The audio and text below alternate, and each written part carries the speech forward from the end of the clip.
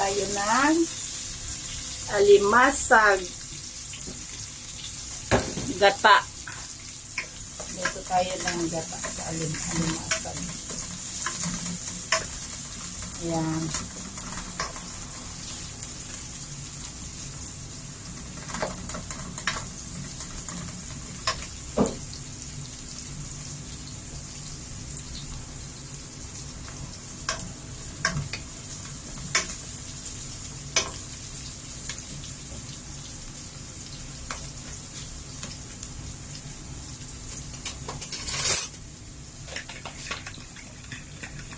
Yung ginamit kong gata, guys, ay yung powder, yung Maggi.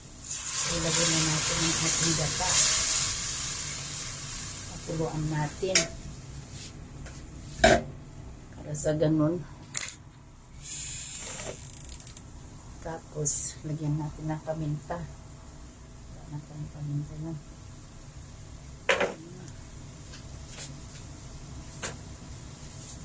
Tapos, tiplahan natin ng konting asin. Ayan, ganyan yun, guys.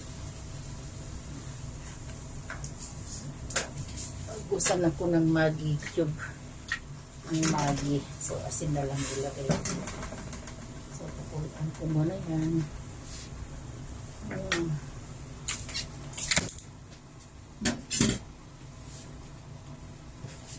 Kumupulo siya. So, hiwain natin ang ating siling anghang. Guys, para yan yung tinatawag na Bicol Express kasi maraming sili. Mahilig tayo sa sili. Kaya pag yung walang sili ang ating kinakain, parang wala nang so lagay na natin ang ating alimasag. So, ito yung alimasag, yung tira namin kahapon, guys, ito. So, iniwa-hiwa ko na lang. Kasi sayang naman kung hindi natin gawan ng paraan. Ituin ng atin ng gata. Ayan. Ayan siya, guys. So, takman na natin ng sandali, guys. 3 minutes. Depende sa pagkulo niya. So, ang ilalagay natin ay kalabasa lang. Kalabasa lang ang available na gulay namin dito. So, ito lang ang aking halo. So, ito ang aming dinner. Dinner namin. Ayan ang mga OFW. Yan, guys. So, tingnan natin. Tingnan na natin ang atin.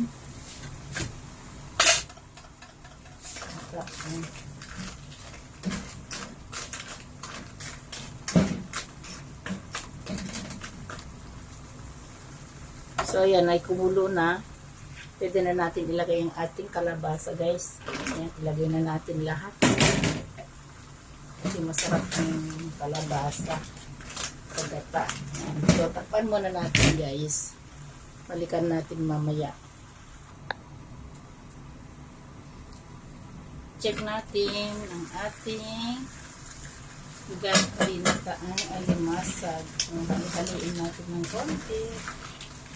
Hindi ka masyadong ito ang ating kalabasa.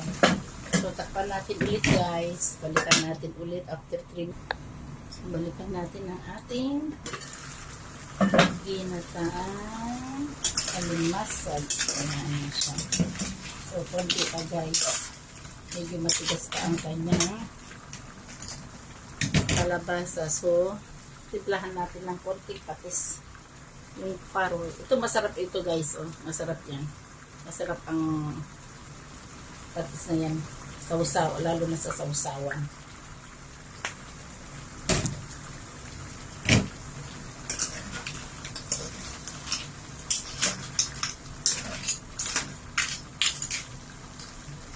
Tapan natin ulit.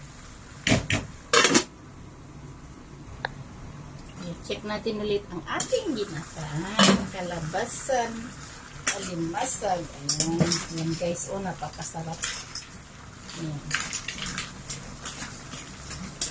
Ayan, so guys, medyo malambot na yung ano, tamang-tama lang mamaya. Kalabasa niya. So, ilagay na natin ang ating pangpasarap, pangpalasa. Walang iba kundi ang siling labuyo. Ayan guys. Ayan, ganyan. Ganyan ako kadami maglagay. Para ganyan ako. Ayan guys. So, ihalo natin guys ng konti. Tapos tikman natin kung gaano kaanghang. Ayan. Ayan guys, pag may tira kayong alimasag o kaya hipon, ay yung itapon, itabi nyo lang. Pwede yung lutuin sa gata. So, tikman na natin guys. Pwede na. Takpan lang natin ng ilang minuto para maluto ng gusto ang ating kalabasa.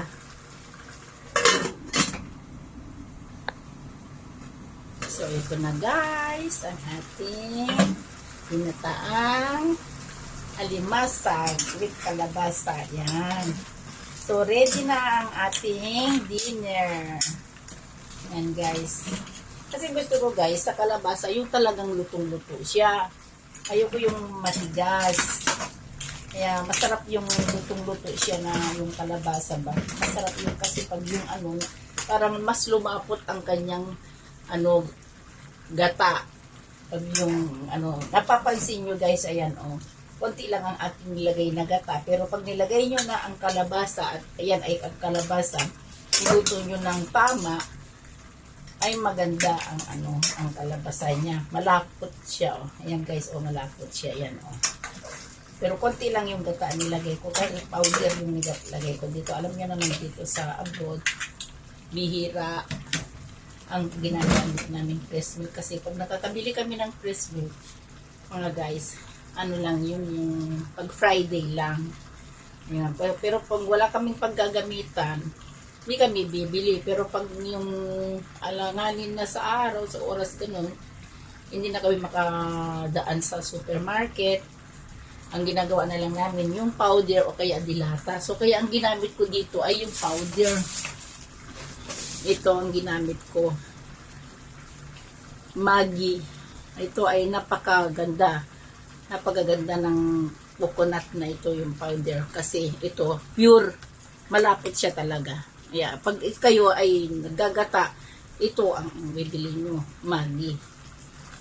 So, ready ang ating dinner guys. Salamat sa papunood. Thanks for watching.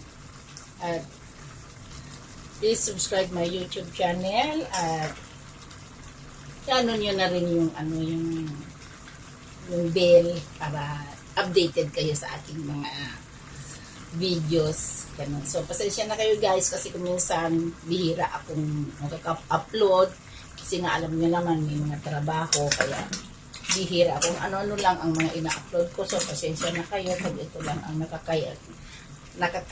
kakayanan ko na i-upload na para sa inyo. So, guys, maraming salamat.